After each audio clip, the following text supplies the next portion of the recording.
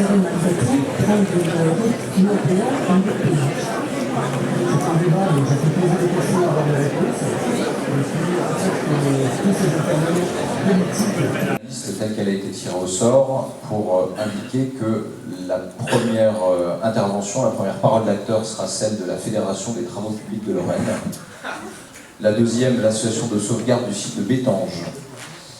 La troisième, LNE, Madame Diligent. La quatrième, la FNOT, Agir. La cinquième, la mairie de Florange, également au nom du maire de Famec. Sixième, Madame Bay. La septième, donc au nom du conseil municipal de Florange. Septième, entreprise Lorraine Nord, ELN. La huitième, monsieur le député Laurent Jacobelli. La neuvième, non à l'autoroute à Florange. La dixième, Impact Lorraine Mobilité. La onzième, la mairie de Terreville. La douzième, les écologistes du Grand Est. La treizième, Alternative 31. La quatorzième, le conseil départemental de Moselle. Je vais y arriver. La quinzième, que j'ai redécalé dernièrement. La quinzième... Pardon, excusez-moi. La communauté d'agglomération Porte de France Thionville, M. Cuny. La 16e paix à Florange. La 17e Attaque. Et la 18e Napa 31, non à l'autoroute à péage. Voilà les 18 interventions que nous aurons ce soir. Avec peut-être, juste avant de démarrer ce temps, peut-être un tout petit rappel de la tribune, des personnes que vous avez en tribune ce soir et que vous avez eu l'habitude de voir lors des réunions précédentes. Donc, hormis Monsieur le Préfet, on a en tribune de Monsieur Philippe Deschamps, sous-préfet de l'arrondissement de Thionville, Monsieur Hervé Vanlard, directeur régional de la Dreal Grand Est, Monsieur Paul Bouzy et Madame Laure Perrin, également de la Dreal Grand Est, et Monsieur Stévenard et Monsieur Luc Martin, garant de la Commission nationale du débat public. Donc le déroulé ce soir sera donc forcément un peu particulier, avec dans un premier temps une expression des garants qui reviendront sur leur première synthèse, leur première appréciation, qui n'est pas encore leur bilan de la concertation. On aura donc ensuite les 18 prises de parole et je vous inviterai chacun à essayer de contenir votre intervention dans un délai maximum de 4 minutes, histoire que 4 minutes fois 18 nous amène quand même à plus d'1h30 de prise de position avant de nous diriger vers la conclusion de cette réunion publique. Entre deux autoroutes, l'autoroute existante, l'autoroute sud, par le fait également que, je dirais, elle a un impact environnemental assez fort avec son viaduc et fait un totem repoussoir pour l'ensemble des personnes que j'ai pu rencontrer.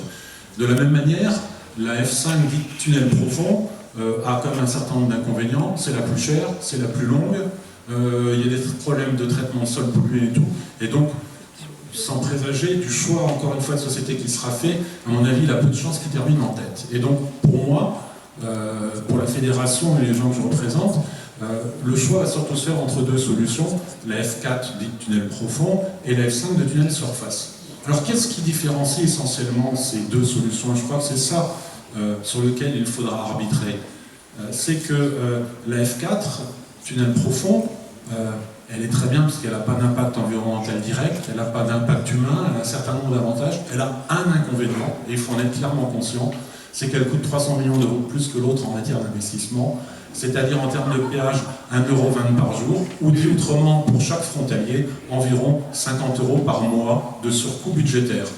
C'est à la fois beaucoup et pas beaucoup, on peut polémiquer très longtemps sur ce sujet-là. Moi je dis simplement que chacun, en son âme et conscience, doit être conscient que cette solution-là, c'est en gros 50 € de plus par mois, en plus de l'autre tarif. J'exprime au nom de l'association de sauvegarde du site de Bétange qui compte près de 200 adhérents. L'association fédère autour d'elle un réseau de 10 associations reconnues d'utilité publique, agréées pour la protection de l'environnement, arbres, Groupe national de surveillance des arbres, demeure historique, patrimoine environnement, Ligue pour la protection des oiseaux, Maison paysanne de France, Parc et Jardin de Lorraine, Paysages de France, Cité monument vieille maison française. Un bref rappel de ce qu'est le site de Bétange à Florange. Un parc à l'anglaise de 65 hectares, entouré de 4 km de grilles en fer forgé. Parc qui sert d'écrin à un château construit en 1830. Une allée de marronniers de 700 mètres de long, qui est son prolongement, son accès principal, et constitue un patrimoine commun visible de tous depuis la route. Sur le plan patrimonial, c'est un site exceptionnel inscrit au monument historique, parce qu'il est notamment représentatif de la grande sidérurgie lorraine et du magnifique savoir-faire des métiers lorrains.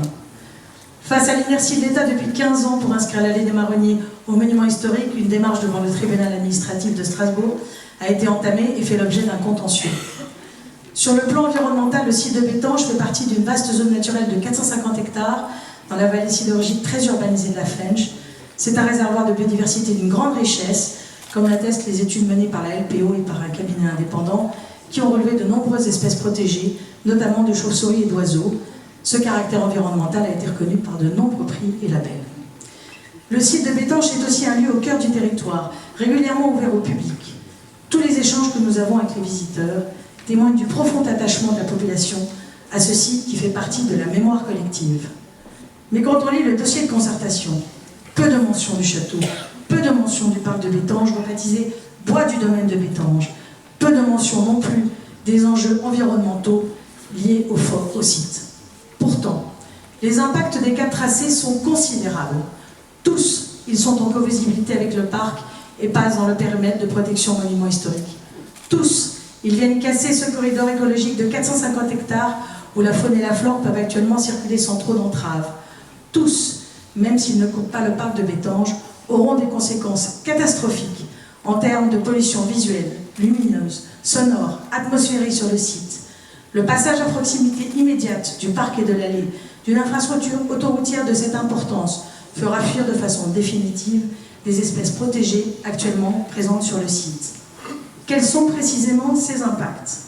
Pour le tracé F4 tunnel profond, ce sont 6 voies de circulation, 4 voies d'autoroute, 2 voies de départementales qui passeront entre le parc, l'allée et la commune de Terville, donc à proximité immédiate des habitations et avec un impact considérable pour les habitants et la biodiversité. Le passage en tunnel sous l'allée risque de condamner les marronniers centenaires et donc cette zone de reproduction et corridors de déplacement qui sont particulièrement importants pour les chauves-souris et les oiseaux. La sortie du tunnel à 300 mètres de l'allée sera une verrue dans ce coin de nature qui agrémente les entrées de Terville et de Florange, sans oublier toute la pollution atmosphérique qui sortira du tunnel à cet endroit. Pour le tracé F5, tranchée couverte et tunnel profond, il s'agit d'un coup de sabre au cœur de la forêt domaniale de Florange avec la destruction de 14 hectares de forêt qui sera particulièrement dommageable pour la continuité du corridor écologique. La construction d'ouvrages démesurés en déblais au cœur même de Florange aura un impact considérable sur les habitants et la forêt domaniale et reconfigurera totalement le paysage, ce qui ne manquera pas d'impacter le site de Bétange. Pour le tracé F10, ce sont également 6 voies de circulation qui passeront en remblai entre le parc, l'allée et la commune de Terville, avec une arrivée en hauteur depuis le viaduc à proximité immédiate de l'allée. Comme pour le tracé F4, l'impact en termes de pollution sera considérable pour les habitants. Je vais vous inviter à conclure, s'il vous plaît. Je continue. Avec un taux de mortalité des espèces par collision qui sera très élevé du fait d'un ouvrage en hauteur dont la co-visibilité avec le site de Bétange sera particulièrement désastreuse. Merci. Merci. Je me permets d'intervenir. Nous avions une durée plus longue qui a été annoncée par les garants. Oui, il y avait 11 cahiers d'acteurs, il y en a 18, c'est pour ça que les garants ont souhaité revenir. À la date d'hier, ce n'était pas ce qui a été annoncé. Il vous reste donc 40 secondes si vous êtes sur 5 minutes. Pas de problème. Depuis 2015, les médias français et internationaux sont fait l'écho de notre combat. Le 2 septembre 2021, l'association et 6 présidents d'associations nationales ont écrit à Emmanuel Macron pour l'alerter sur les conséquences irrémédiables de ce projet. 10 associations nationales reconnues d'utilité publique ont adressé une lettre ouverte au comité de pilotage. Que demande-t-elle? L'abandon du contournement ouest de Thionville, je cite, qui est un projet en totale contradiction avec l'évolution de la législation, de nos mentalités et de notre société. Le développement en priorité des moyens alternatifs de mobilité. Comme vous le pouvez le constater, l'opposition au contournement ouest de Thionville n'est pas que l'affaire de riverains et d'écologistes, comme on a voulu nous le faire croire, mais bien celle d'une majorité, celle composée de la population, d'associations et de collectifs locaux et nationaux. Merci. Si les pouvoirs publics s'obstinent à n'écouter ni la population ni les associations et décident néanmoins de construire ce contournement, nous demandons que le nouveau tronçon soit éloigné au maximum du parc de Bétange et de l'allée des Marronniers, et soit sans covisibilité, et que l'allée des Marronniers soit préservée dans son intégralité, en surface ou en souterrain, en raison de ses qualités esthétiques et écologiques. Merci madame. Puis, la porte-parole de Air Vigilance et LNE. LNE, c'est Lorraine Nature Environnement. Donc ce texte a été écrit en collaboration avec plusieurs personnes, y compris Patrick Klein, qui est le président de Air Vigilance et LNE. Donc je vais vous parler d'Air Vigilance d'abord. C'est une association locale aux compétences environnementales multiples, énergétiques, préservation des ressources, déchets, émissions de gaz à effet de serre. Et ils sont très bien placés pour parler de la situation environnementale actuelle. Et ils sont force de proposition pour des solutions efficaces, concrètes, afin d'anticiper les enjeux qui nous attendent. Air Vigilance considère que le problème de l'A31 n'est que le résultat d'une mauvaise anticipation et organisation de la mobilité du sillon lorrain. En conséquence, y répondre par la solution routière à l'origine du problème ne répond en aucun cas aux enjeux à venir. Les scénarios de l'ADEME et de Négawatt mettent en évidence la nécessité d'un transfert massif du routier vers le rail en demandant l'abandon de tout projet routier, que les péages et taxes du routier financent le ferroviaire.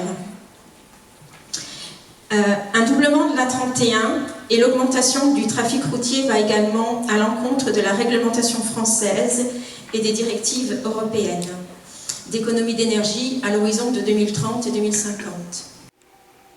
Il pas loin de 30 ans, et donc qui a vu évoluer le projet de l'A32, le projet de l'A31 aujourd'hui. Et la première chose qu'on peut dire, si on peut faire une synthèse un petit peu plus large, c'est que quand on met les différentes copies rendues par l'État tout au long de ces années, pour essayer de comprendre pourquoi à chaque fois ça ne va pas, eh ben, il y a deux éléments qui déjà ressortent, qui sautent aux yeux assez rapidement. Le premier, c'est qu'à chaque fois, les raisonnements sur lesquels ont été construits les projets ont été biaisés par un prérequis toujours le même, sur du désengagement de l'État de l'A31. Et le deuxième, c'est qu'à chaque fois, les raisonnements étaient bâtis sur une idéologie, celle de la fuite en avant routière, comme quoi, quand il y a une route qui commence à saturer, la solution c'est de l'agrandir ou d'en construire d'autres à la place.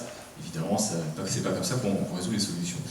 Et là-dessus, alors la première chose qui saute aux yeux quand on lit le rapport, le dossier du maître d'ouvrage, c'est déjà le parti pris comme quoi, en fait, peu importe quels travaux on va faire sur l'autoroute, on sait qu'à l'horizon 2030, le trafic, ça va être ça. Comme si ça dépendait uniquement de paramètres socio-économiques et pas de l'évolution de la route. Alors qu'on sait très bien que c'est une contre-vérité scientifique qu'on connaît depuis plus de 50 ans.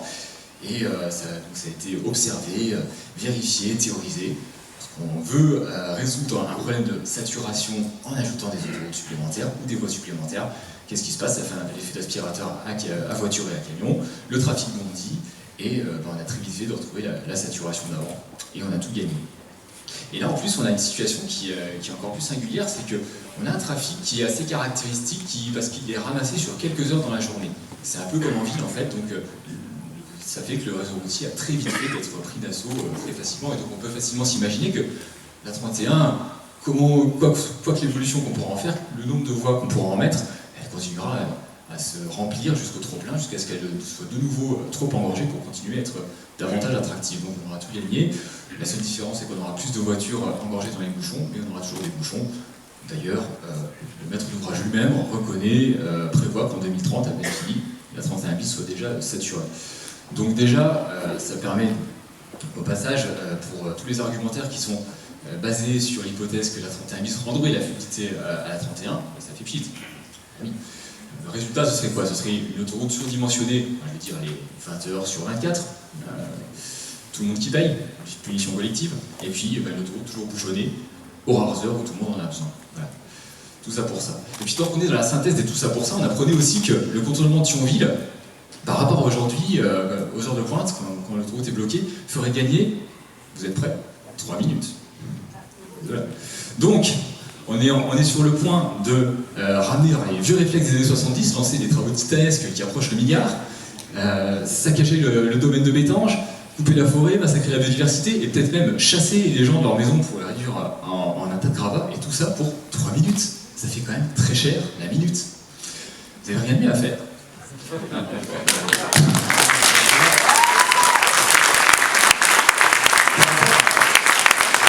le simple fait d'atteindre les objectifs luxembourgeois en matière de covoiturage. C'est quoi? C'est une voiture sur deux avec au moins 2 occupants. C'est pas la mer à boire. Mathématiquement, ça fait fondre le trafic d'un tiers minimum. Un tiers, l'équivalent d'une 3e voie. Déjà, le débit, la capacité d'une 3e voie, si on croit les services de l'État, c'est 1500 véhicules par heure. Ça rentre dans moins de 2 trains. Donc là, déjà, on peut répondre à la question, est-ce que c'est possible de faire autrement que la 31 bis? Oui, bien sûr, et puis largement. Et encore, j'ai développé avec 2 leviers. 1500, ça rentre aussi dans, par exemple, 8 lignes d'autocars frontalières cadencées au quart d'heure.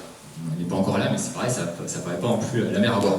Et c'est là que c'est intéressant de voir que une 3e voie, enfin en tout cas une voie autocar, a son sens. Faute de sauver, ouais, on a changé les règles en cours de jeu, désolé, j'ai un peu pris de court moi aussi. Faute de sauver la fluidité des voitures, on peut au moins sauver celle des camions, et là ça permet de faire, non pas une voie plus, 3 voies, mais plus de voies, un raisonnement économique.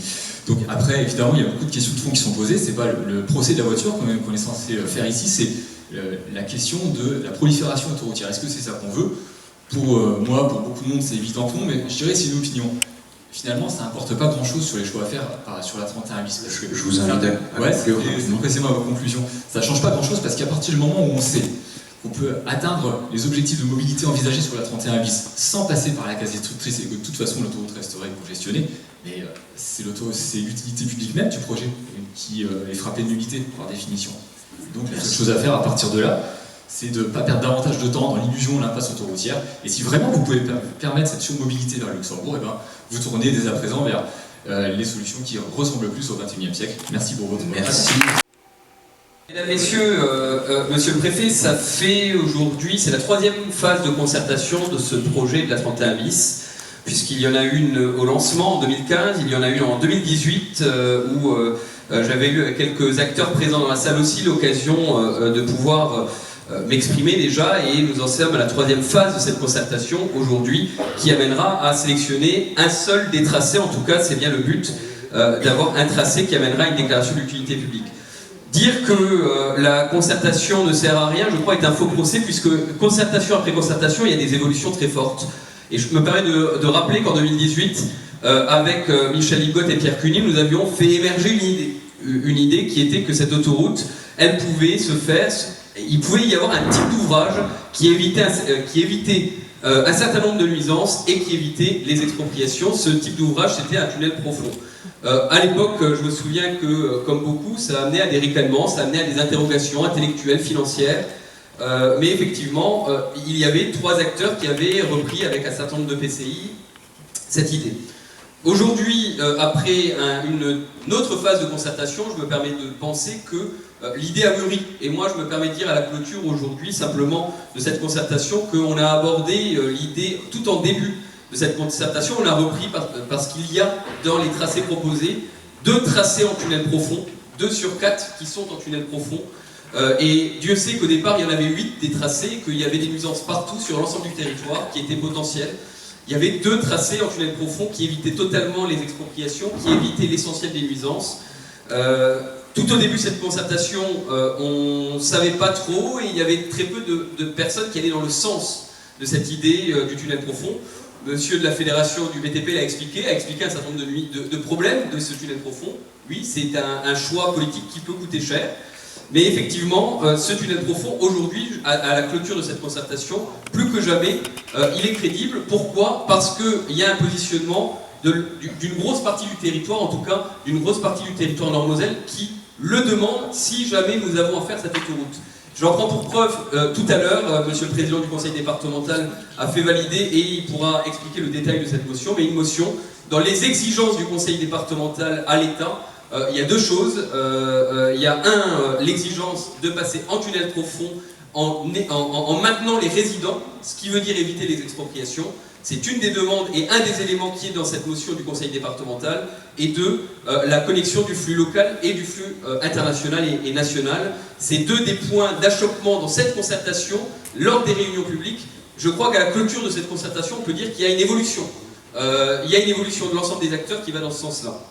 Je me permets également de dire que, à un moment donné, quand on fait des motions généralistes sur ce que l'on ne veut pas et sur nos exigences, il faut aussi faire un choix. Donc avec Michel Ligotte, en nom propre, et les conseils municipaux ou les conseils communautaires auront à prendre position ou pas, ou chaque élu aura à prendre position ou pas. Mais effectivement, en nos noms propres, nous avons voulu proposer la solution qui était la proposition du plus grand consensus. Je ne dis pas de l'unanimité, on ne fera jamais l'unanimité sur un projet comme celui-ci, mais du plus grand consensus. On a eu l'occasion lors des concertations de voir l'ensemble des effets, l'ensemble des difficultés, l'ensemble de ces tracés. Le tracé F5, j'avais demandé une étude sur le tracé F5, effectivement il y a beaucoup de gens dans la salle qui se sont opposés par rapport au tracé F5, on l'a étudié debout sur l'ensemble de ces contraintes. À l'issue de la concertation, aujourd'hui, je peux dire que le tracé du consensus, le tracé qui est le plus crédible et le tracé qui est le plus faisable, c'est aujourd'hui le tracé en tunnel F4, tunnel profond, puisque c'est le tracé qui permet d'éviter toutes les expropriations et qui permet de rendre crédible ce projet autoroutier. Merci à tous. Merci, monsieur le maire. Je vais passer la parole maintenant à madame. Du conseil municipal de Fleuranges, mais aussi en tant qu'habitante directement concernée par des tracés. Donc je vais commencer mon propos par la traversée de Fleuranges. Voilà, je sais bien qu'il y a plein d'autres choses qui intéressent tout le monde, mais la traversée de Fleuranges en particulier. Et je pense qu'il est faux de dire que la 31 bis réglera le trafic routier au travers de la ville. C'est ce qu'on a entendu plusieurs fois pendant cette concertation. Les camions qui traversent Fleuranges sont destinés à desservir surtout les entreprises et les commerces locaux. Donc à 31 bis ou pas, le trafic de Fleuranges ne sera pas changé avec une nouvelle autoroute. En ce qui concerne les voitures venant de la vallée de la Fensch et de la vallée de l'Orne, c'est aussi ce qu'on a entendu. Je me demande qui va payer 8 € pour prendre une autoroute et gagner, je suis plus gentille que la FNOT, 10 minutes pour aller au Luxembourg, mais à peine 2 minutes pour aller à Thionville. Alors, ce seront, d'après monsieur le préfet dans une des réunions, ce seront principalement les camions qui emprunteront cette autoroute. Et cela forcément améliorera apparemment le trafic pour les voitures. Peut-être, mais ça va être catastrophique pour la santé des habitants résidant à proximité du tracé. Et cela, apparemment, ça ne dérange pas trop les gens. Concernant les expropriations, parce que, effectivement, tous les tracés ne sont pas concernés par les expropriations, mais moi, je ne peux pas entendre qu'il faut bien des sacrifices pour réaliser un projet. Parce que qui pense aux familles qui vont perdre leurs biens et qui ne seront jamais indemnisées à hauteur de la valeur sentimentale de leur maison et n'obtiendront jamais assez d'argent pour reconstruire à l'identique. Donc si ça fait partie du jeu, pour moi je considère que les expropriations, ça n'est pas un jeu pour les gens concernés. Concernant les tracés, que ce soit le F4, le F5 en tunnel de surface ou le F5 en tunnel profond, on a un apport de circulation sur Fleuranges, un apport de circulation en véhicule jour à Ucange, au bénéfice de Thionville, et je peux comprendre le maire de Thionville qui ne veut plus, et ses habitants qui ne veut plus autant de voitures qui traversent sa ville, et ça je peux comprendre. Par contre, pourquoi sacrifier Fleuranges et Ucange dans ces tracés? Donc je ne comprends pas bien, surtout qu'il n'y a pas beaucoup d'améliorations prévues sur la circulation de la ville qui m'intéresse le plus aujourd'hui, Fleuranges. Donc je ne vois pas l'intérêt de ces tracés. Sur les bouchons, je ne reviendrai pas parce que j'en ai longuement parlé lors de mes interventions.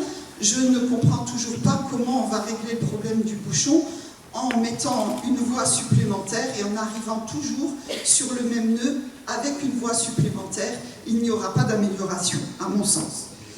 Le péage, j'en parlais tout à l'heure, on va inciter plus les gens encore à traverser nos villes et nos villages. Ceux qui ne vont pas vouloir payer pour gagner 10 minutes, ils vont continuer à passer dans nos villes et nos villages. Qui va payer 8 € pour aller faire ses courses à Thionville? Pas moi en tout cas. Hein. Donc le prix des péages est rédhibitoire. La forêt, je pense que Fanny Emmer en a parlé un petit peu.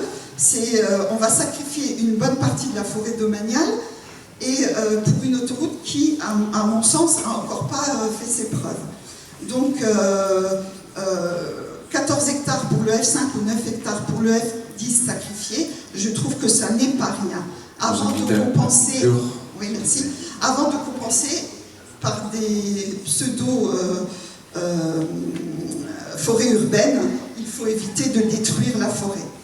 Sur l'échangeur de l'étoile, la suppression, alors je ne sais pas où on en est pour l'instant dans les études, mais la suppression de l'échangeur de l'étoile sera une catastrophe pour la ville de Florange, puisqu'il y aura encore plus de traversées. Donc je ne vois pas du tout où est l'amélioration de la circulation dans nos villes. Sur la pollution, je pense que d'autres associations en ont beaucoup parlé. Sur la position du Luxembourg, le Luxembourg ne veut plus de voitures. Il est en train de tout faire pour qu'il y ait moins de voitures. Il met en place des parkings, etc. pour qu'il y ait moins de voitures. Et nous, en France, on continue à construire des routes. Ça ne va pas. Les échéances, je vais terminer sur les échéances. Les échéances, c'est beaucoup trop long. Qu'est-ce qu'on aura fait jusque-là pour les gens qui se retrouvent coincés sur l'autoroute? Moi, à mon sens, alors il y a des efforts qui sont faits au niveau ferroviaire, etc.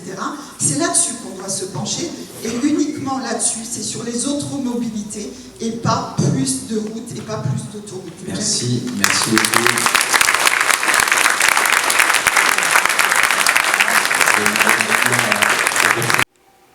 Vous remercier pour ces travaux de concertation qui ont été menés sur l'ensemble des territoires, et nous avons eu l'occasion d'y participer. Donc ma restitution est, je dirais, le fruit d'un travail collectif qui représente, vous l'avez dit, Entreprendre Lorraine Nord, dont j'excuse le président Franck Maillet qui n'a pas pu être là ce soir, le CAC 140 avec le président William Lermite qui doit être ici présent, et puis l'Union des entreprises 57 et la fédération Réagir que je représente, puisque je suis Jean-Pierre Georges, qui est un réseau d'entreprises, 32 réseaux sur la région Est, dont 15 en Moselle. Le projet A31 bis représente depuis de nombreuses années un enjeu crucial de mobilité pour la région et tout particulièrement la Moselle Nord. J'oserais dire depuis plusieurs décennies. Cette infrastructure répond à un besoin de mobilité grandissant, donc à un besoin de décongestion des routes qui traduit premièrement l'urgence de prendre une décision et deuxièmement le besoin de faire et de voir rapidement la solution choisie. Les considérations environnementales, qui est une priorité de nos entreprises, démontrent la nécessité de faire un choix raisonné. Nous nous appuyons sur la nécessité de développer, outre ce projet d'autoroute, l'ensemble des solutions liées à la mobilité, en particulier les voies ferroviaires, les espaces de covoiturage, mais également aussi un sujet qui avait été abordé il y a quelque temps, qui est le transport fluvial, notamment pour les marchandises, et je connais un représentant des ports de Moselle ici. En tenant compte de l'ensemble de ces recommandations basées sur un questionnement des acteurs qui composent les différentes associations, le projet A31 bis permettra alors un développement certain du tissu économique, un développement raisonné et propre. Ce projet de l'A31 est d'une urgence absolue et il constitue en fait l'adaptation du réseau existant aux besoins de mobilité routière. Pour ce faire, l'A31 bis doit être décidé sans délai en faisant converger sur un tracé partagé par l'ensemble des communautés de communes et d'agglomérations du Nord-Roselland et particulièrement celles qui sont concernées. Et à ce stade, nous partageons l'avis largement exprimé de ne pas retenir le tracé F10 qui correspond ni à des enjeux de mobilité, ni au développement économique de notre territoire. En résumé, pour l'avenir de nos territoires, tant au niveau économique que de l'emploi, en s'adaptant aux contraintes environnementales pour réaliser le meilleur tracé possible. Il faut faire l'A31 bis pour nous, mais surtout pour les générations futures. Je vous remercie. Merci. Présents aux réunions qui se sont manifestés, messieurs les garants. Je crois qu'on a là un sujet important parce que tout le monde a remarqué que oui, il y avait une nécessité d'améliorer la mobilité. Oui, il est insupportable de faire 1h30 de bouchon le matin. Oui, Il est insupportable de prendre un TER bondé quand il arrive et quand il n'arrive pas en retard le matin pour aller travailler. Donc oui, il faut trouver des solutions. Est-ce que la solution qu'ils nous ont proposée est la seule solution possible et ceux qui la refusent seraient des gens qui nieraient les problèmes? Bien sûr que non. Nous faire croire que les différents tracés de l'A31 bis sont la seule voie vers la prospérité économique, une mobilité retrouvée et une tranquillité de transport, c'est faux. C'est faux tout d'abord parce que personne ne sait combien on va gagner de temps en voiture le matin. Alors j'ai lu les différentes études qui nous ont été données parce que j'avoue que les informations circulent et c'est déjà pas mal. Effectivement, on est à moins de 10 minutes, si j'en crois les experts, de gagner. Moins de 10 minutes chaque jour. Mais à quel prix? À quel prix? Au prix de 170 € par mois pour un utilisateur personnel. 170 € par mois au moment où le litre de carburant dépasse les 2 €. Au moment où des taxes viennent frapper les automobilistes qui n'ont pas des voitures électriques ou des voitures récentes. Comment imaginer que c'est une solution? Bien évidemment, des gens vont trouver d'autres itinéraires pour aller au travail, vont créer d'autres embouteillages dans les villes que l'on est censé protéger des problèmes de trafic. Et les transporteurs routiers, on le sait aujourd'hui, avec la concurrence déloyale d'un certain nombre de pays qui viennent faire des transports routiers en France, le moindre centime d'économie est une condition. Ils font dormir d'ailleurs leurs transporteurs routiers au bout de 15 heures de route dans les camions eux-mêmes. Eh bien, vous imaginez bien qu'ils ne paieront pas pour un péage. Alors, oui, il faut trouver une solution, mais je pense très sincèrement que la solution n'est pas ici. La solution, elle doit être réfléchie. Il faut mettre le paquet sur les transports ferroviaires. On paye. On veut faire payer aujourd'hui aux habitants d'un certain nombre de communes de notre région. On veut leur faire payer le manque d'investissement dans le train, qui est dans un état déplorable. Il faut que la région se réveille, qu'elle investisse enfin, qu'il y ait un cadençage digne de ce nom. Il faut travailler sur le télétravail, et je fais moi-même un travail à l'Assemblée nationale pour établir une proposition qui autorise les travailleurs frontaliers à avoir jusqu'à 90 jours de télétravail sans changement de statut. Ça permettra d'alléger la circulation. Mais il y a pour moi un point de blocage, outre les problèmes environnementaux et d'expropriation qui ont été énoncés. C'est le prix. Au moment où l'on sait que les exploitants d'autoroutes aujourd'hui augmentent les prix, mais explosent le montant des dividendes à leurs actionnaires, au moment où l'on voit l'inflation, au moment où l'on voit le pouvoir d'achat des Français baisser, comment leur demander de payer 170 € par mois? Alors cette solution dont rien ne prouve qu'elle est meilleure que ce qui était avant, qui est chère, qui semble ne pas correspondre aux attentes des habitants, je vous propose de prendre votre stylo et une page blanche et de recommencer le travail. Parce que très sincèrement, le compte n'y est pas. Alors, tous ceux qui nous diront que nous refusons le progrès se trompent. C'est un projet presque vieux de 30 ans qu'on nous ressort et qui est adapté probablement à une économie et à des trafics d'hier, mais probablement pas à ce qui arrivera demain. Oui, il faut une solution. Et moi, si elle est autoroutière, ça ne me gêne pas. Je ne suis pas contre la route ni contre les automobilistes. Mais pas celle-là, pas ces tracés-là, pas à ce prix-là. Reprenons le stylo, retravaillons, reprenons un an s'il le faut, mais la solution aujourd'hui, je crois qu'on ne l'a pas. Merci.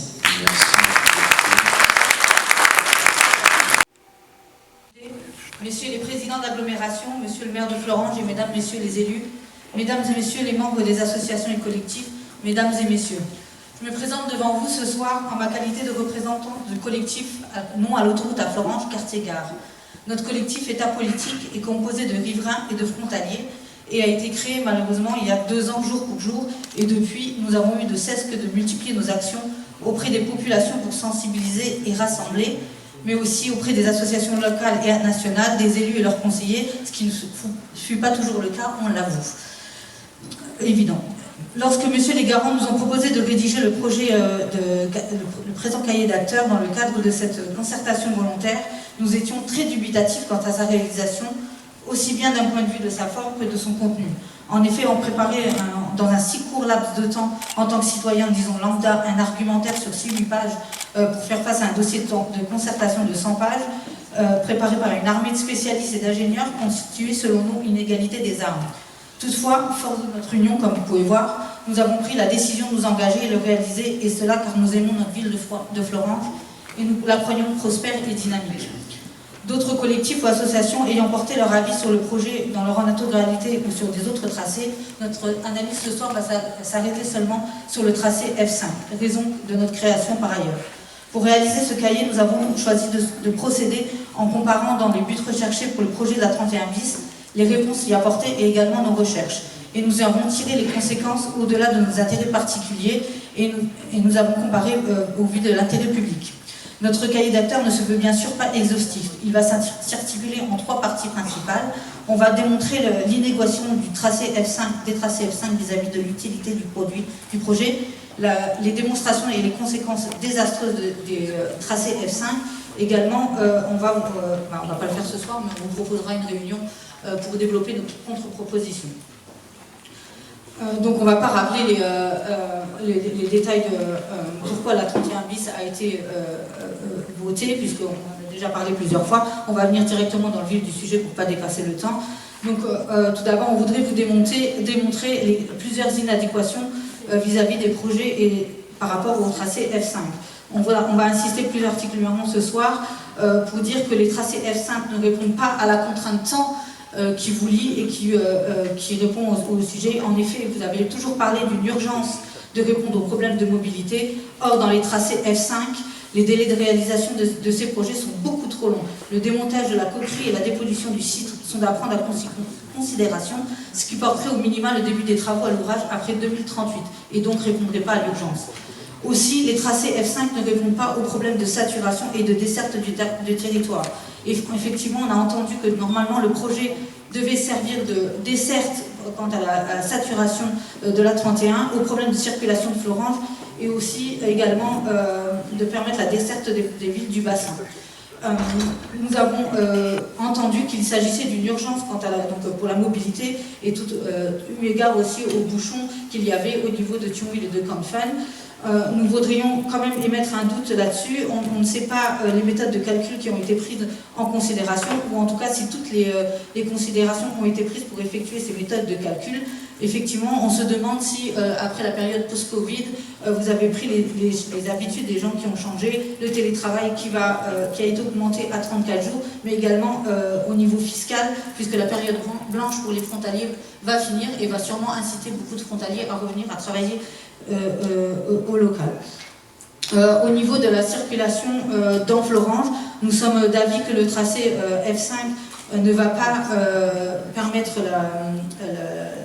l'amélioration du tracé. Je vous reporte là-dessus aux cartes de l'Adréal, respectivement, qui accentuent le trafic dans Florange si vous prendrez les tracés F5. Je vois déjà que le temps, je crois, est dépassé, mais... Donc il y a quand même quelque chose de très important au niveau du F5. On coupe le micro, non. Non, on coupe pas le micro. Alors, vous êtes à 4 voilà, juste, parce que là, on vous invite à venir lire notre cahier d'acteurs, qu'on a travaillé de manière très intense. Et surtout, on voulait vraiment, devant vous dire, le tracé F5, que ce soit l'une ou l'autre variante, c'est le plus désastreux. Et il ne faut pas s'arrêter sur la notion qui est présentée. Le F5 tunnel est un tunnel sur 800 mètres. Le reste du tracé est à côté de riverains. Il s'est détruit notre forêt, donc ça, on ne le dit pas dans le dossier. Il y aura un viaduc de 400 mètres qui est derrière. Les gens de l'Adréal nous l'ont montré lors de notre visite exploratoire de samedi dernier. Donc on voulait vraiment vous alerter sur les données mêmes de ce tracé. Le tracé F5, c'est un des plus désastreux. On ne peut pas dire le contraire et on ne peut pas dire que ça va aider la mobilité. Merci pour votre attention. Merci beaucoup. Qui regroupe tous les grands décideurs économiques, les 3 chambres de commerce, Moselle, Meurthe-et-Moselle, Vosges, également tous les syndicats professionnels et les syndicats patronaux, ainsi que, pour ainsi dire, tous les clubs économiques de notre région. C'est la première fois que l'on arrive à un consensus économique pareil pour un dossier qui véritablement nous mobilise tous. Alors, on a essayé de se poser les bonnes questions. La première question, c'est la 31 est-elle saturée?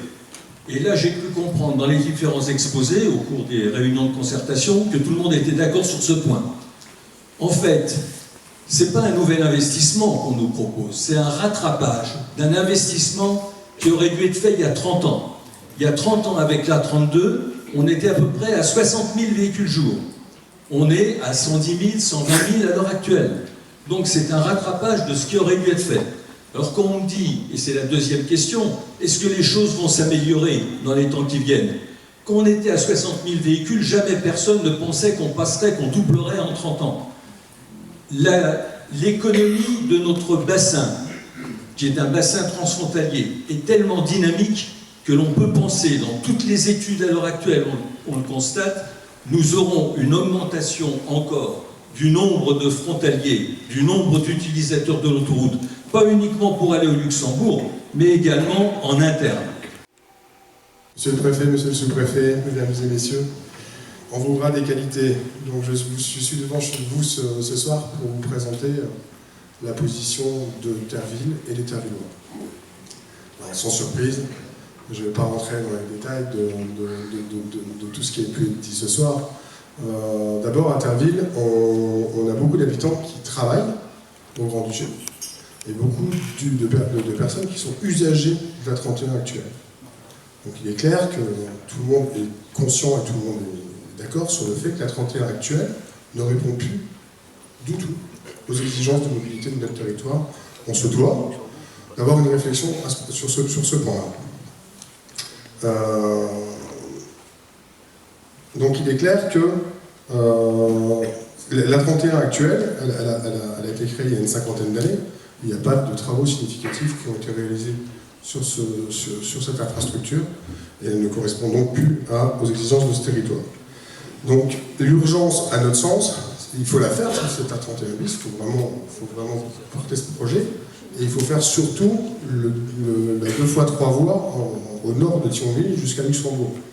Pour rappel, au Luxembourg, ils sont en train de réaliser ces travaux pour faire une troisième voie sur l'autoroute, donc il faudrait qu'elle puisse continuer jusqu'à Thionville. Donc ça, c'est la première chose.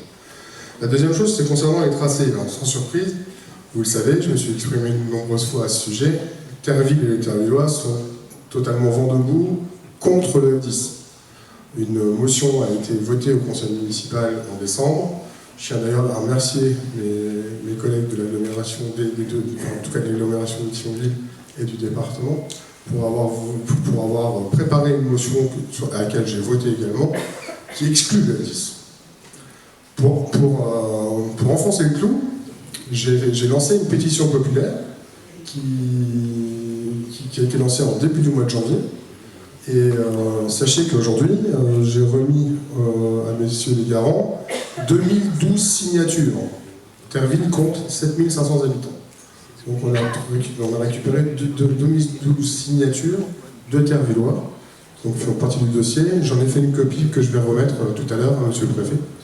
Donc le F10 pour nous exclut, ça ferait de Terville effectivement un îlot urbain coincé entre deux autoroutes.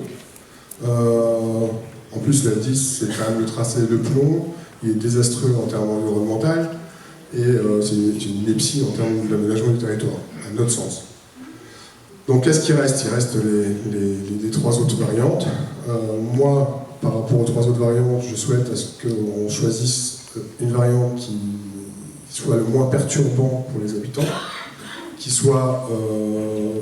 réponde pleinement aux exigences de mobilité, et surtout, quitte à avoir une autoroute sur notre territoire, j'attire votre attention sur le fait que si ça pouvait ne pas être une simple autoroute de transit, mais qu'elle puisse être aménagée avec des entrées et des sorties, ça pourrait permettre à notre territoire aussi de pouvoir prévoir des projets de développement pour son avenir.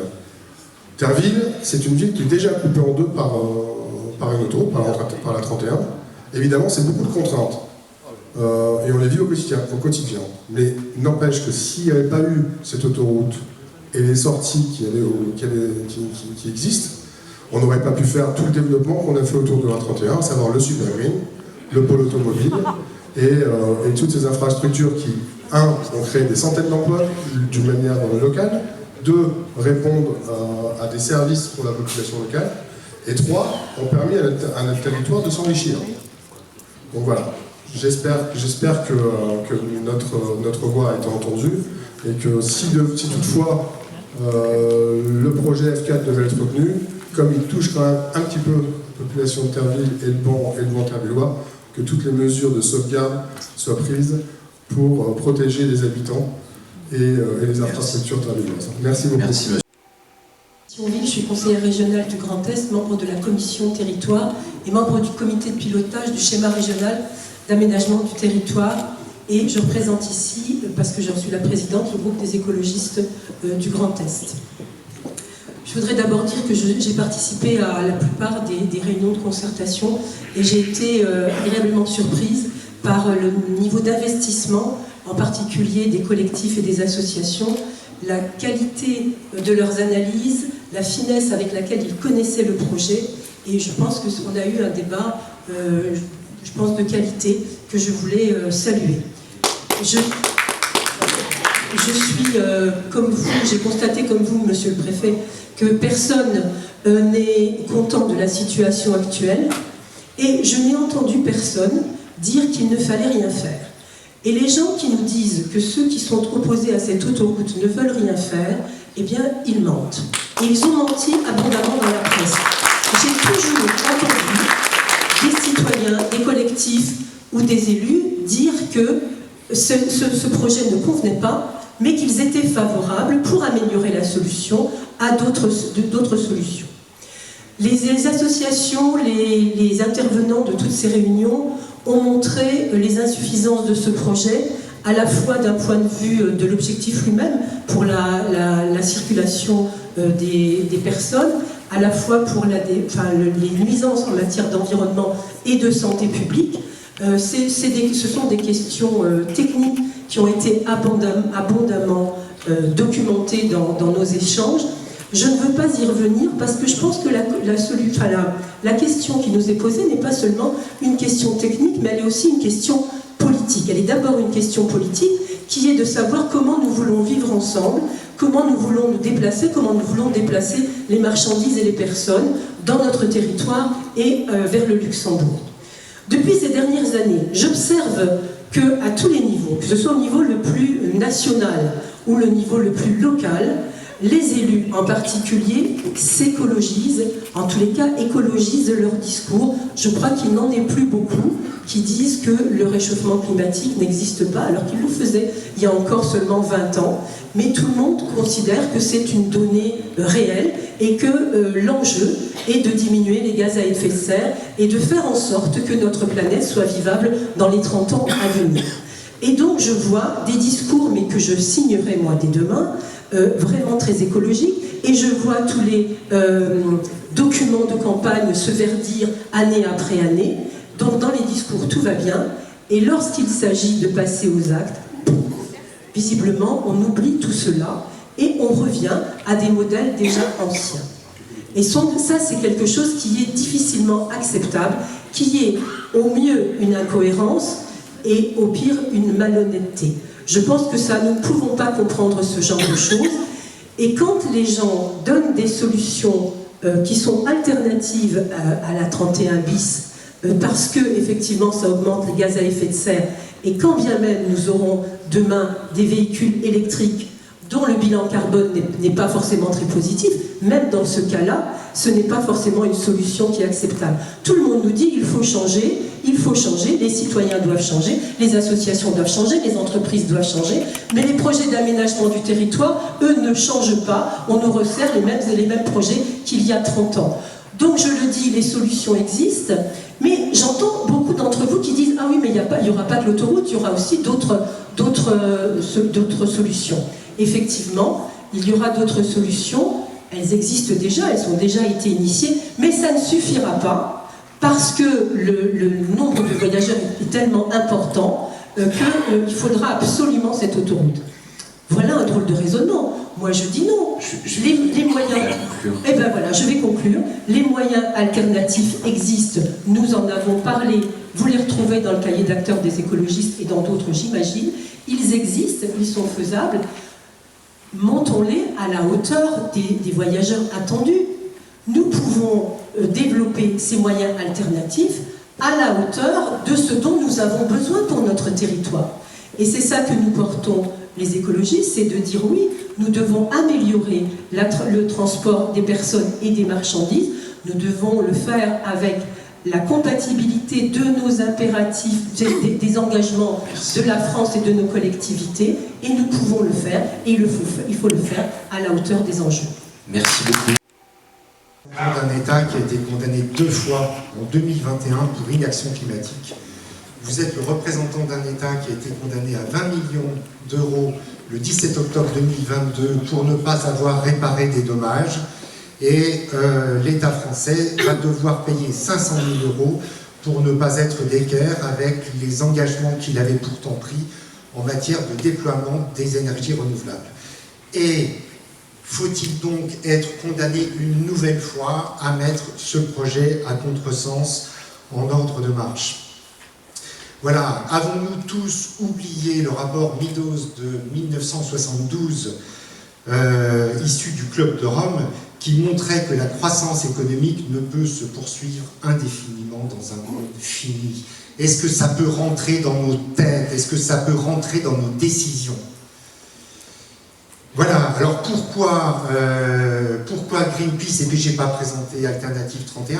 Alternative 31, c'est un collectif qui est récent, qui s'est constitué à l'automne, qui agrège 26 associations du nord de la Moselle, mais ça va jusque Toul, puisque les travaux sont appelés à descendre jusque Toul. Voilà, donc Alternative 31 fera parler de lui encore un certain temps. Pourquoi nous nous opposons à ce projet? Parce qu'il porte atteinte à la santé, à notre santé. Est-ce que vous savez combien de morts l'exposition aux particules fines, les particules fines sortent de nos pots d'échappement? Ce sont des poussières de frein, ce sont des poussières de pneus. Hein, voilà. 40 000 décès par an, 5 000 en Lorraine, 5 000 morts. Combien de morts de personnes exposées à l'oxyde d'azote issues du transport routier? 7 000 morts. C'est pas assez, il faut qu'on score. C'est quand même curieux, ce projet porte atteinte au climat et à la biodiversité. C'est quand même curieux, mais je ne vais pas être très long puisque ça a été expliqué tout à l'heure, que quand on a une autoroute engorgée qui bouchonne, eh bien on s'apprête à dérouler encore plus de macadam. Mais cette autoroute, elle va se transformer en aspirateur de voitures et de camions. Donc pendant un certain temps, il n'y aura plus de bouchons, mais ils vont venir encore plus intensément. Et comment voulez-vous mettre des camions sur des trains, sur le ferroutage, dès lors qu'ils auront des tapis rouges déployés devant eux? Voilà. Ce qui pose problème, et c'est peut-être là le nœud de cette histoire-là, c'est que la France s'est donnée à elle-même un certain nombre d'engagements. La France doit réduire de 36% les émissions de gaz à effet de serre d'ici 2030, et ça doit commencer aujourd'hui. C'est pas le 1er janvier 2030 qu'il va falloir se mettre au boulot. Réduction de 70% des émissions de gaz à effet de serre en 2050, c'est pareil, ça commence aujourd'hui. Donc l'État français, en mettant en route cette autoroute, s'expose à transgresser sa propre loi. Bravo. Deuxième transgression, dans la loi climat et résilience, l'État français s'engage à doubler la part du ferroutage. Est-ce que vous voyez un développement du ferroutage, du transport par rail? Et comme je le disais précédemment, plus on déploie du macadam, moins le ferroutage est attractif. Troisième transgression que l'État français se prépare de faire, la loi climat et résilience prévoit de réduire dès maintenant de 50% l'artificialisation des sols, c'est-à-dire la transformation d'une prairie, d'une forêt en macadam, en béton, en dépôt Amazon, etc. Voilà. Est-ce que vous allez tenir vos engagements? Ce n'est pas sûr. Je vais vous inviter à... Non-retour. N'est-ce pas une guerre que vous déclarez à notre génération en nous promettant un avenir invivable et sans ressources. Le projet devrait se finir en 2031, alors que dès aujourd'hui, on devrait baisser nos émissions de gaz à effet de serre. Ce projet est incompréhensible. Au moment où il faut freiner notre empreinte carbone, s'il vous plaît, vous appuyez sur la pédale d'accélération. Faites peur. La règle est la même pour tout le monde. On remarque encore plus l'hypocrisie et l'absurdité d'un gouvernement, des décideurs politiques qui passent leur temps à nous expliquer qu'il faut faire des petites actions au quotidien pour la planète et qui derrière continuent à imposer des projets aussi déplorables que celui-ci.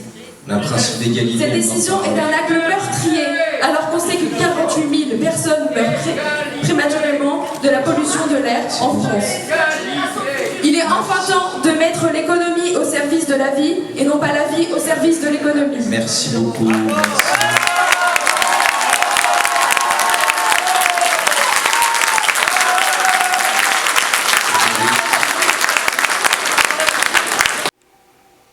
L'Assemblée départementale à une large majorité, l'unanimité de voix, et qui a été établie, qui a été rédigée en partenariat avec les présidents des intercommunalités de Metz à la frontière. Cette motion qui a été adoptée, d'abord fait un premier constat, c'est que l'A31 est totalement saturée et que nos concitoyens vivent au quotidien le drame et l'enfer dans le cadre de la mobilité qui est mise en place et qui déborde maintenant sur nos routes départementales. Aujourd'hui, nous avons une situation d'accidentologie qui croît dans la traverse de nos communes rurales, et ce, dans des liaisons est-ouest, avec des conséquences très importantes sur la sécurité de circulation de nos territoires et dans le débordement vers nos routes départementales. Ensuite, nous avons un marché de l'emploi de Luxembourg qui va encore croître. Donc ce qui va encore générer malheureusement des circulations supplémentaires à la fois sur cet axe autoroutier mais également sur nos routes départementales. Je voudrais, si vous me permettez, vous lire la conclusion de cette motion qui a été adoptée par le Conseil départemental. Face à ces éléments, rappelant le fondement du projet de l'A31 bis sur le secteur nord, le département de la Moselle réaffirme son soutien inconditionnel à la réalisation rapide de l'A31 bis. Rappelle que ce projet est attendu depuis plus de 30 ans par les populations de Lorraine et du Benelux. Rappelle également que le gouvernement luxembourgeois a entrepris de nombreux et nouveaux travaux d'infrastructure sur son territoire. Affirme et insiste sur un point essentiel, l'attractivité des territoires transfrontaliers passe par des infrastructures pensées à l'échelle européenne. Confirme la nécessité de conclure de la concertation et donc le bilan sur les 4 variantes identifiées lors du COPIL du 8 novembre 2022 et non sur une 5e variante, non à la construction de l'A31 bis, n'ayant jamais été débattue et n'ayant jamais fait l'objet de cette concertation. Affirme l'importance de créer une infrastructure répondant aux enjeux de mobilité pour l'ensemble des territoires concernés. Affirme la nécessité de prioriser l'élargissement de l'A31 au nord de Thionville. Affirme la nécessité d'un choix de tracé permettant la desserte du territoire du Val de Fensch, excluant ainsi et naturellement le tracé F10. Affirme la nécessité de respecter la structuration urbaine des communes traversées, imposant ainsi et naturellement le tracé en tunnel profond, en protection des populations et en maintien des résidents. Demande la réalisation d'un échangeur complet sur le nœud nord permettant l'accès et la sortie des usagers depuis et vers la RD 13 au niveau de Bétange et du bois de l'Étoile. Affirme la nécessité d'une jonction avec la RN 52 dans le cadre du nœud sud qui deviendra d'ici peu de temps route départementale. Affirme la nécessité de choisir un tracé facilitant l'accès aux friches industrielles et permettant ainsi la valorisation et l'ouverture de projets économiques. Affirmant la complémentarité de l'A31 bis avec d'autres infrastructures de mobilité, et c'est dans la complémentarité des modes de transport qu'il sera trouvé la solution de celle-ci. Et notamment la réactivation des lignes ferroviaires secondaires entre Frontois et Thionville, entre Thionville, Bouzonville et Forbach, la réalisation d'une ligne BHNS entre Thionville et Esch-sur-Alzette, le rétablissement des lignes directes ferroviaires entre Thionville et Esch-sur-Alzette, la construction d'une 3e voie sur 3 itinéraires départementaux par le département, la RD1 entre Cattenom et Mondorf, la RD 653 entre l'étange-grande et Frisange, et la RD 15 et RD 58 entre l'étange-grande, Canfeun et Volmorange-les-Mines. Le développement des mobilités alternatives avec la mise en place de voies dédiées au mode doux, et enfin demande le démarrage de ces travaux d'ici les 5 prochaines années afin de soulager les difficultés quotidiennes rencontrées par les populations à la fois transfrontalières et résidentes. Monsieur le Préfet, je vous dépose très officiellement cette motion qui a été adoptée à l'unanimité moins 2 voix par le Conseil départemental. Merci.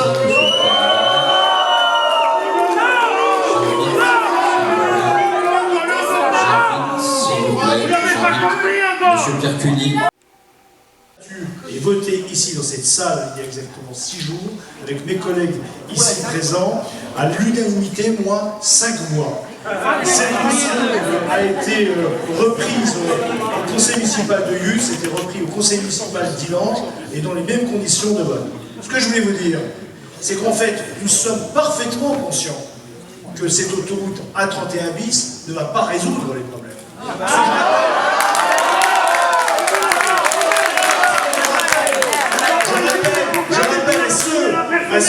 Je rappelle à ceux qui clament très fort mais qui n'ont rien fait, qui parlent beaucoup mais qui ne disent rien, que ce territoire,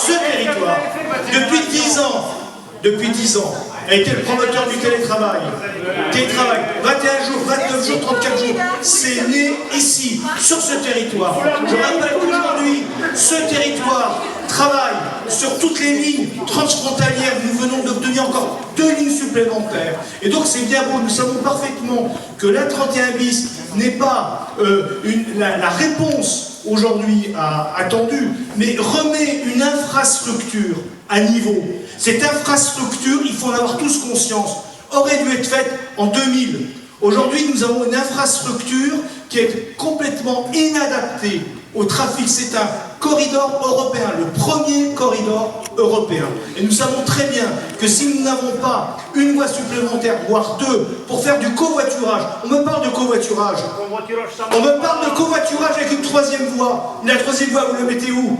Vous élargissez bien l'autoroute A31 bis. Donc arrêtons de jouer sur les mots. Il faut bien entendu remettre cette autoroute A31 aux normes qu'il faudrait, ce qu'on imagine aujourd'hui, 2 fois 2 voies entre Beaune et Lyon. Non. Aujourd'hui, cette autoroute doit être remise à niveau. Il faut qu'il y ait des solutions complémentaires, il me semble très bien.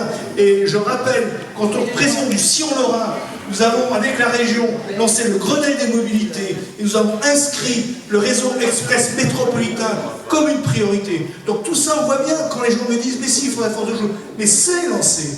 Mais il faut simplement remettre cette autoroute au niveau qu'il doit être, 2 fois 3 voies plus une voie supplémentaire de covoiturage. Voilà. Donc l'ensemble des maires qui ont voté cette motion sont tout à fait sur cette idée. Et à titre personnel, au regard des études qui ont été faites et analysées, je m'exprime moi personnellement pour le tracé F4 tunnel profond. Merci. Merci. J'invite le représentant de l'association Paix à Florange de venir s'exprimer, s'il vous plaît. La représentante, pardon. Monsieur Pastel. Monsieur le Préfet, Monsieur le Sous-Préfet, Messieurs les garants, Messieurs, dames, bonsoir. Ben, vous me connaissez bien sûr avec ma grande gueule. Je suis là quand même depuis longtemps. D'abord, je voudrais dire une chose, avant de commencer mon speech. Il y a des élus, il y a beaucoup d'élus dans cette salle. Les élus ont été élus pour protéger la population, non pas pour casser. Donc, monsieur les élus, protégez-nous. Vous avez été élus pour ça, pour nous protéger, pour nous aider, pour nous soutenir, et pas le contraire, pas pour nous détruire. Merci. Voilà. Depuis 2015, Paix Florange se bat contre cette ignominie qu'est la traversée de notre ville par une autoroute. En 2015, nous avons récolté 3800 signatures. Aujourd'hui, les enfants de l'époque ont grandi et ont rejoint notre combat. Ainsi, les nouvelles associations ont pu recueillir presque autant de signatures auprès de ces jeunes adultes. Vous savez, ceux qui vont aller voter bientôt. En sachant que notre commune compte 12 000 âmes. Et si on ne compte pas les mineurs, on arrive à une unanimité flagrante des opposants au projet. Et là, je ne parle que des Florangeois, pas des villes avoisinantes. Nous totalisons pas loin de 6 000 signatures contre l'A31 bis.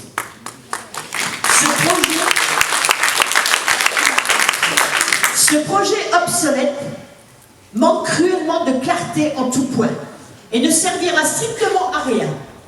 Par contre, vous pouvez utiliser cette fortune pour améliorer le quotidien des habitants et donc aussi des frontaliers, en faisant construire plus de parkings pour le covoiturage qui est en demande croissante, ainsi qu'à proximité des gares. La SNCF, ça c'est passé quand même aux infos de TF1, va augmenter le nombre de trains et leur capacité de place. Donc il y aura moins de véhicules sur la 31, à condition bien sûr que les voyageurs aient de quoi se garer gratuitement. J'insiste. D'ailleurs, il faut aussi plus de bus, mais plus d'arrêts sur un large éventail de rues. Ainsi, les voitures peuvent rester au garage, ce qui serait super au vu de l'inflation et de la pollution. Depuis les années 70, en 70, il y a eu, c'est la date de la réservation foncière, c'est-à-dire l'emprise. Depuis les années 70, de nombreuses constructions ont vu le jour tout autour du tracé F4. Et depuis toutes ces décennies, les Florangeois ont le couteau sous la gorge à cause de ce projet caduc qui désignait au départ une route pour l'usine, puis une VR 52, ensuite une A32, et à présent cette maudite A31 bis. Et à présent, vous nous demandez de choisir entre ce tracé et les deux variantes de F5 qui traversent une autre partie de notre ville et qui est une aberration totale, visant à exproprier de pauvres gens et à raser 200 hectares de notre belle forêt, alors que le tracé F10 part hors habitation et ne touche ni à la faune ni à la flore. Mais vous ne parviendrez pas à nous diviser, car tous, ici présents, unanimement, nous rejetons votre projet dans sa totalité. Nous n'avons jamais accepté de saigner notre ville en deux, et nous nous battrons jusqu'au bout pour la préserver, ainsi que notre chère forêt domaniale. Merci. Merci beaucoup. Vous êtes la première peut-être à l'avoir fait. Bravo. Un réseau de comités locaux de défense de l'environnement. On a pour objectif en fait la justice sociale, la justice fiscale et la protection complète de l'environnement. C'est notre premier combat actuellement, c'est de défendre effectivement dans cette commune et dans cette région le fait qu'il n'y aura ni autoroute A31 bis, ni l'arrachage de la forêt de Mercy, qui est effectivement aussi un des combats d'attaque en ce moment. Nous, sur Échange, Canfen, Volmerange-les-Mines, les Oufquettes, on est sur la réalité d'une vie de tous les jours. On ne fait pas de prospective. Aujourd'hui, nos villages sont devenus des enfers. Des enfers, c'est-à-dire que vous avez, dès 5h30 du matin, vous avez des milliers de véhicules qui passent devant vos fenêtres. Quand je dis devant vos fenêtres, c'est à 3 mètres. C'est à 3 mètres. Des milliers. Pourquoi? Parce que les gens font le choix de ne pas prendre l'A31 parce qu'ils auront retrouvé un bouchon sur 5 à 6 km. Pardon? Continuez. Voilà, tous les jours il y a un bouchon.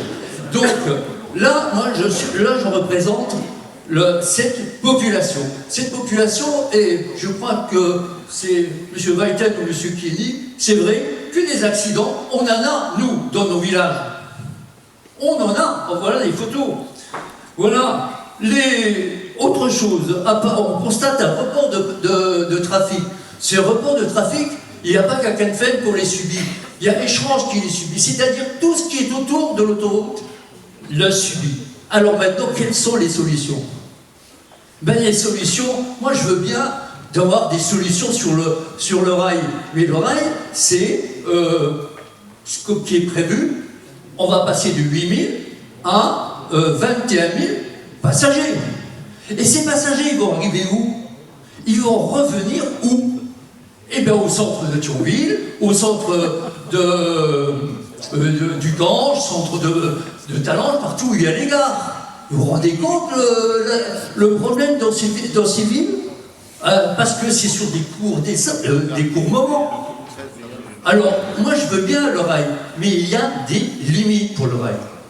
C'est vrai qu'il faut nous ouvrir d'autres voies, et ça, je suis tout à fait conscient, comme vers Forbach ou vers Odel-Roman. Voilà. Mais ce que je veux aussi dire, parce que je vais être court, hein, c'est, voilà. Allez-y. Concernant notre association, on est favorable à l'écovoie. L'écovoie, qu'est-ce que c'est?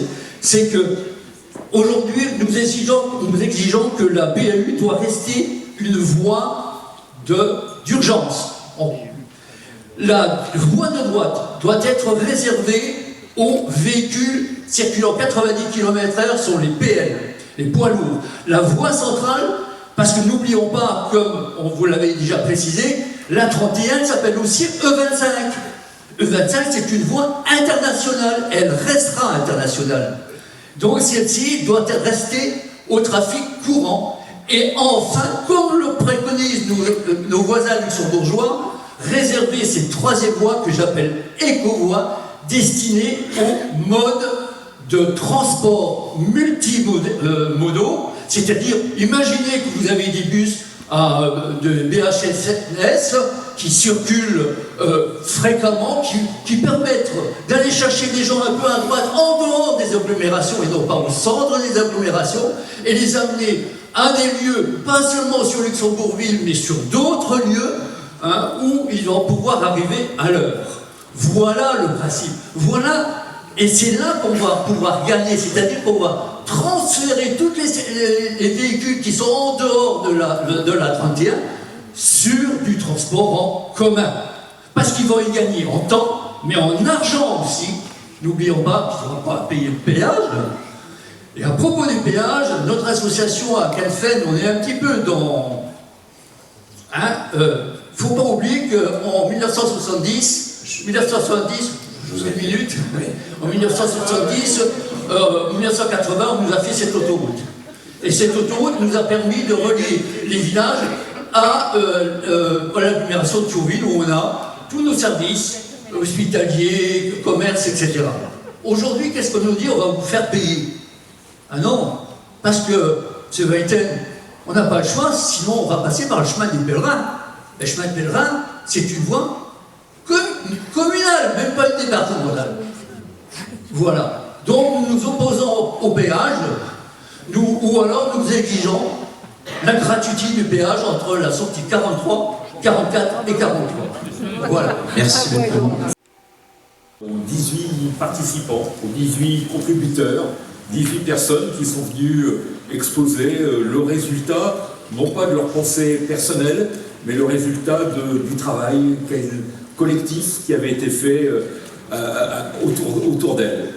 Je dois dire que enregistrer ainsi 18 propositions structurées, argumentées, est un signe que la dynamique de la concertation que nous avons mise en place il y a plus de 3 mois a servi à quelque chose. Souvenez-vous des premières interventions, elles étaient plus serrées, elles étaient plus nature. Aujourd'hui, elles sont argumentées et cela, nous avons bien progressé. Je voulais vous en donner acte. Je voulais vous donner acte aussi, vous remercier d'avoir fait l'effort de rédiger, parce que les écrits restent, et ensuite de résumer. Je voudrais présenter mes excuses à ceux à qui j'avais laissé entendre que probablement la parole serait un peu plus large qu'elle ne l'a été. Effectivement, 18 participants, nous n'imaginions pas qu'il y en ait autant d'inscrits. Je voudrais dire aussi que nous avons fait vous avez accepté un protocole hors protocole, C'est pas si simple. Chacun intervient après avoir été tiré au sort, après l'autre, et avant le suivant, sans préparation. C'était pas si simple à accepter, vous l'avez fait, je veux vous en remercier. Je voulais aussi remercier les participants, tous dans la salle, il y avait 250 chaises ou quelque chose comme cela, elles avaient été toutes occupées. Vous avez écouté avec attention, et pas toujours sans opposition, et pas toujours sans adhésion. Certains ont été applaudis, certaines propositions ont été applaudies, d'autres ont été écoutées d'une autre manière. Mais qu'importe, vous avez écouté les 18 prises de position, et vous avez remarqué, je pense, on en a la démonstration ce soir, qu'on est largement sorti de notre propre soi, qu'on avait un peu cultivé pendant les réunions précédentes. Il y a des voix différentes qui arrivent d'ailleurs, parfois plus jeunes, pas assez, parfois représentant des intérêts différents. Mais ces voix, elles méritaient d'être énoncées, vous les avez écoutées, là aussi, je veux vous en donner acte. Quelques réflexions à chaud, simplement à chaud. Le débat a eu lieu. Le débat a eu lieu pendant 3 mois et quelques. Malgré les doutes de beaucoup d'entre vous, il fallait des participants, je vous ai déjà cité, puis il fallait un maître d'ouvrage. Un maître d'ouvrage qui accepte 100 fois sur le métier de remettre sa copie et de répéter parfois les mêmes arguments, sans jamais, vous l'avez remarqué, faire preuve de suffisance de celui qui sait répondant à celui qui ne sait pas, sans mesurer la peine et le temps qui était nécessaire pour approfondir les arguments et les réponses qu'il fallait vous donner. Je crois que le maître d'ouvrage est le garant de ce qu'une concertation véritable pouvait avoir lieu, et de ce point de vue, il a joué tout à fait son rôle. Quant à nous, garants de concertation, Luc Martin et moi-même, notre rôle est humble et en même temps, d'une certaine manière, résolu, parce que nous voulions que le dialogue puisse exister. Et nous l'avons fait. Et nous avons, en garantissant le débat, nous avons voulu que vous ayez les informations, toutes les informations que vous avez réclamées. Sans doute d'autres vont apparaître dans le futur. On aura l'occasion d'en reparler très probablement. Mais quand vous aviez des questions, il y avait des réponses.